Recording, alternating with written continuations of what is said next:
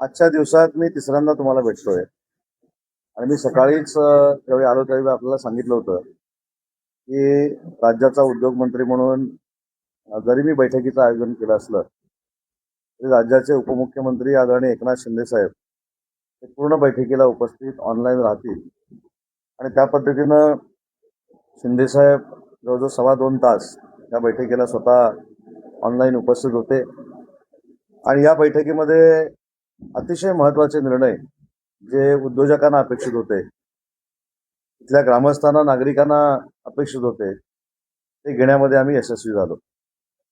सर्वप्रथम एक जो पहिला महत्वाचा मुद्दा होता की चाकणमधल्या वाहतूक कोंडीचा. तर वाहतूक कोंडीमध्ये देखील शॉर्ट टर्म, मिड टर्म आणि लॉंग टर्म अशा पद्धतीचे आम्ही निर्णय घेतले. त्याच्यामधला पहिला जो निर्णय आहे तो निर्णय म्हणजे कुठच्याही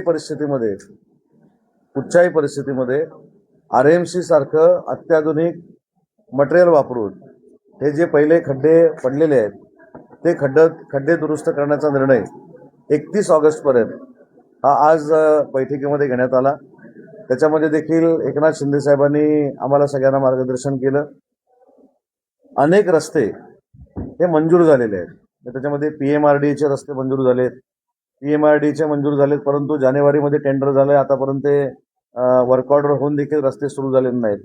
तर अशा कॉन्ट्रॅक्टरवर ब्लॅकलिस्टची देखील कारवाई करावी अशा पद्धतीचा निर्णय आज आम्ही बैठकीमध्ये घेतला. अनेक रस्ते नव्यानं करण्याच्या संदर्भातले प्रस्ताव होते, ते नव्यानं करण्याचे MMRDAचे प्रस्ताव देखील माननीय शिंदे साहेबांनी आज मान्य केले. आपल्याला बघितल्यानंतर घनकचऱ्याचा प्रश्न होता, कचऱ्याचा प्रश्न होता. त्या कचऱ्यासाठी MIDC कडनं जागा लागणार होती. ही MIDC जागा आम्ही 8 दिवसात त्यांना देतोय आणि PMRDA तोपर्यंत त्याच्यावर घनकचऱ्याच्या प्रकल्पाचं टेंडर देखील काढत आहे. तिसरा महत्वाचा विषय, ज्या कंपन्या 700 एकर 800 एकर जागा घेऊन त्या ठिकाणी स्थापित झाल्यात आणि त्यांनी अग्रीमेंटमध्ये असं म्हटलंय की त्यांच्या इकोसिस्टीमचं ट्रॅफिक असेल किंवा रॉ मटेरियलचं ट्रॅफिक असेल तर त्याचं पार्किंग असेल, हे आम्ही आमच्या जागेमध्ये करणार आहोत. तर ते देखील पोलिसांना आणि जिल्हाधिकाऱ्यांना सूचना दिलेल्या आहेत की ते ट्रॅफिक हे त्यांच्याकडेच गेलं पाहिजे.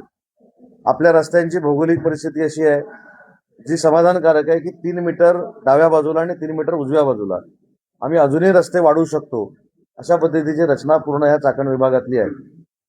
तर ते देखील 3-3 मीटरचे रस्ते वाढवण्याचा निर्णय आज आम्ही या बैठकीमध्ये घेतला.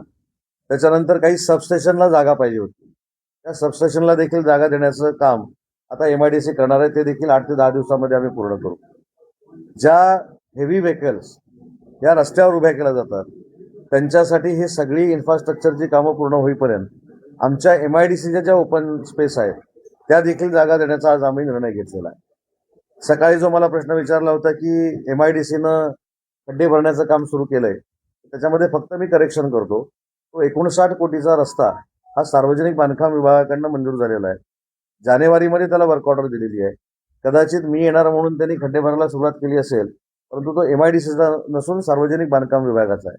मी का सांगतो, जसं मी आज MIDCचा नाही सार्वजनिक बांधकाम विभागाचा आहे असं सांगतो, असंच अधिकारी सांगत हे सगळं वातावरण चिघळलेलं आहे. त्याच्यामुळे जिल्हाधिकाऱ्यांना कमिटीचं अध्यक्ष केलंय.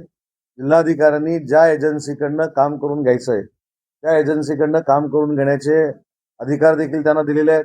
एखाद्या अधिकाऱ्यानं सांगितलेल्या वेळेमध्ये काम झालं नाही तर त्याच्यावर कारवाई करण्याचे देखील अधिकार त्यांना दिलेले आहेत.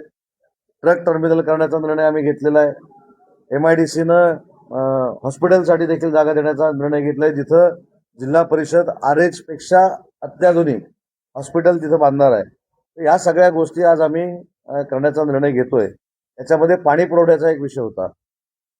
तर पाणी पुरवठ्याच्या विषयाला देखील जलजीवन मिशनच्या पुढच्या आठवड्यामध्ये माननीय पाणी पुरवठा मंत्री गुलाबराव पाटील साहेब हे स्वतः चाकणमध्ये येतील, अधिकाऱ्यांची बैठक घेतील, उद्योजकांबरोबर बैठक घेतील आणि उद्योजकांना जलजीवन मिशनमधनं नक्की काय पाहिजे याच्यावर ते देखील निर्णय इथून घेऊन जातील. ही देखील आजच्या बैठकीमध्ये चर्चा झाली. आता इन्फ्रास्ट्रक्चर, रोड वायडनिंग, त्याच्यानंतर खड्डे, त्याच्यानंतर जागा ॲक्विजिशन, हे सगळे प्रश्न आजच्या बैठकीमध्ये आम्ही निकाली काढले.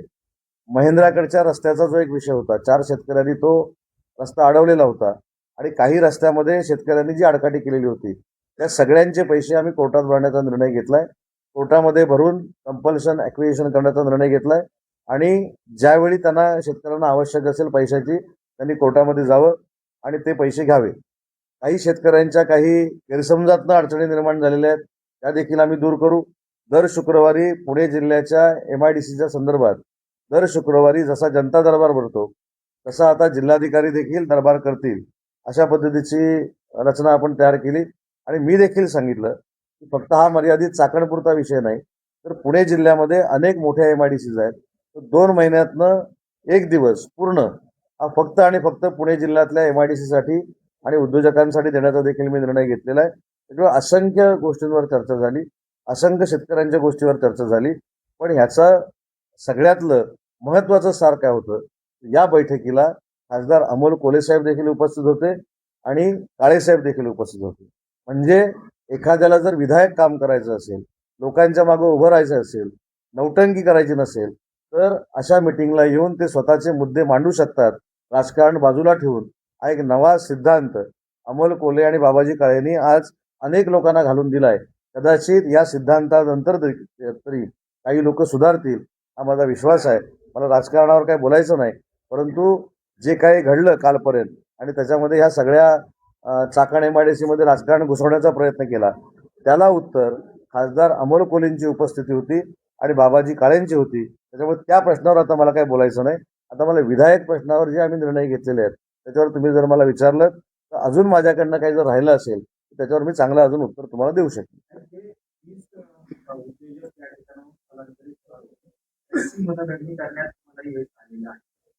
आमच्याकडे 2 कॅमेरे सुरू होते, तर मला माहित नाही तुमचे होते की आमचे होते. आमचे होते. सगळं रेकॉर्डिंग मी तुम्हाला पाठवून देतो. आमची 2.5 तासाची जी चर्चा झालेली आहे, सगळीच्या सगळी 2.5 तासाची मी चर्चा तुम्हाला पाठवतो. कोणाच्या सुपीक डोक्यातनं 20 इथले स्थलांतरित होणार आहे हे आलं, हे आमच्या 2.5-3 तासाच्या मिटिंगमध्ये 2.25 सेकंद देखील याच्यावर चर्चा झाली.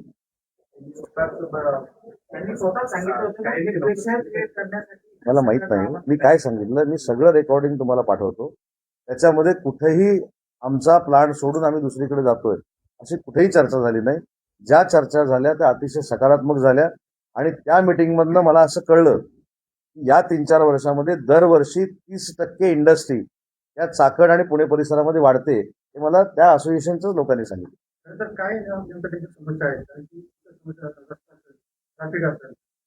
काय समस्या आहे? ह्याच मेजर समस्या आहेत ना, याच मेजर समस्या आहेत की पुण्यामधला असलेला कामगार हा इथं पोचायला किंवा अधिकारी पोचायला 1.5 तास किंवा 2.5 तास लागतात. मालकाला यायला वेळ लागतो. त्याच्यावर मी आज अजून एक धोरण त्यांना सांगितलं की ज्या इंडस्ट्री इथं आहेत त्यांनी जर क्लस्टर केलं आणि त्यांच्या अधिकाऱ्यांसाठी त्यांच्या कर्मचाऱ्यांसाठी घरं बांधण्याचा त्यांनी निर्णय घेतला तर त्यांना देखील MIDC जागा देईल, अशा पद्धतीचं देखील धोरण आपण घेतलं. आणि हे धोरण काय फक्त चाकण, रांजणगाव, तळेगाव, खेड, आळंदी ह्या MIDC साठी नाही, तर हे जे धोरण आहे हे पूर्ण महाराष्ट्रामध्ये आम्ही राबवू. प्रश्न आहे. गेली अनेक दिवसापासून एक कंपनी प्रयत्न करत, त्यांना जमीन हवी आहे, मात्र ते तुमचे लोक त्यांना तुम्हालापर्यंत पोहोचू देत नाही, भेटू देत नाही. तुम्हाला काहीतरी प्रचंड तयार आहे, मात्र एक सांगतो, तुमचा कोणीतरी सकाळपासूनच फार मोठा गैरसमज करून दिलेला आहे. माझ्या ऐका ना, सांगतो ना, म्हणून त्यांना माझी विनंती सांगा, आता MIDCतली जागा घ्यायला कुठच्याही मंत्र्याला, कुठच्याही ROला, कुठच्याही COला, कुठच्याही जॉईंट COला अजिबात भेटावं लागत नाही. मिलाप नावाचं हे अतिशय चांगलं ॲप आम्ही आणलेलं आहे. त्या मिलापमध्ये जरी आपण इथे बसला आणि तुम्ही जर DPR तिथे सबमिट केला आणि शनिवारी शुक्रवारी तो सबमिट केला तर पुढच्या 8 दिवसामध्ये तुम्ही बसल्या ठिकाणी तुमच्या मोबाईलवर त्याचे ऑफर लेटर किंवा कम्फर्ट लेटर येतं. आणि अशी जर अल्ट्रा मेगा प्रोजेक्टची कंपनी असेल तर थेट त्यांचं दालन हे प्रधान सचिवांच्या इथं आहे. प्रधान सचिवांकडे जाऊन त्यांनी MOU करावा, MOU करून त्यांनी DPR सादर करावा. ते A मध्ये आहेत, B मध्ये आहेत, C मध्ये आहेत, D मध्ये आहेत की D+ मध्ये आहेत, अशा पद्धतीचा इन्सेंटिव्ह त्यांना आम्ही ऑफर करतो. मुख्यमंत्री महोदयांच्या अध्यक्षतेखाली कॅबिनेट सब कमिटी आहे, त्या सब कमिटीमध्ये जाऊन त्यांना आम्ही त्याच्यामध्ये डिस्काउंट, कन्सेशन, इन्सेंटिव्ह देतो आणि त्याच्यानंतर ती इंडस्ट्री येते. त्याच्यामुळे कदाचित इंडस्ट्री लिस्टचा कदाचित गैरसमज झाला असेल की कोणाला तरी भेटावं लागतं. अजिबात भेटावं लागत नाही. थेट त्यांना MOU करायचा असेल तर मला भेटायला सांगा, पुढच्या 8 दिवसामध्ये MOU करू. पण शिर्डीमध्ये जागा दिल्यानंतर तिथं प्रोजेक्ट हा ताबडतोब उभा राहिला पाहिजे. कारण शिर्डीचं एवढं पोटेन्शियल इंडस्ट्रीचं आता वाढलेलं आहे की एका वर्षामध्ये 35 लाख स्क्वेअर फीटची इंडस्ट्री त्या ठिकाणी उभी राहिलेली आहे डिफेन्सवरची. त्याच्यामुळे या सगळ्या गोष्टी ज्या आहेत या टेक्निकली आहेत. आता काही मंडळी म्हणतात की जिल्हाधिकाऱ्यांकडे अर्ज केला तर एनओसी मिळते, आरोकडे अर्ज केला तर एनओसी मिळते. हा सगळा गैरसमज आहे. मैत्री नावाचं एक पोर्टल आहे, त्या मैत्री नावाच्या पोर्टलमध्ये गेल्यानंतर तुम्हाला आता 30 दिवसामध्ये एनओसी आणि परवानगी देण्याची रचना ही एमआयडीसी मध्ये आम्ही कार्यरत केलेली आहे. आता MIDC मधला जो पार्किंगचा प्रश्न आहे, वाहतूक करणारे रस्त्यावरती लागत असतात, त्यासाठी पार्किंगसाठी काही जागा आता उपलब्ध करून देणार आहोत. मी सांगितलं ना, जोपर्यंत रस्त्याची कामं, ट्रक टर्मिनलची कामं आणि स्वतःचं ओन पार्किंग हे होत नाही तोपर्यंत आम्ही आमच्या नियमाप्रमाणे चाकण एमआयडीसी मध्ये सोडलेली जी ओपन स्पेस आहे ही ओपन स्पेस पार्किंगसाठी देण्याचा आज आम्ही निर्णय घेतलाय. ज्या लोकांनी 200 एकर 300 एकर 400 एकर जागा घेतल्या आहेत त्यांच्या पार्किंगची गाड्यांची व्यवस्था त्यांच्याकडे करायची हा त्यांनी अग्रीमेंट करून दिलेला आहे. त्या देखील जिल्हाधिकाऱ्यांना आणि सीपीना निर्देश दिलेले आहेत की त्यांच्यावर कारवाई करून त्या गाड्या त्यांच्या कंपाऊंडमध्ये गेल्या पाहिजेत. अजून एक जर पार्किंगचं बघितलं तर पार्किंगची जागा असताना देखील आपले 2 मोठे हायवे आहेत त्यांच्या बाजूला गाडी उभं करण्याची प्रवृत्ती फार मोठ्या पद्धतीने वाढताना दिसते. त्यांच्यावर देखील कारवाई करावी. कारवाई करून नाही ऐकले तर गुन्हे दाखल करावे असे निर्देश दिलेले आहेत. आजपासून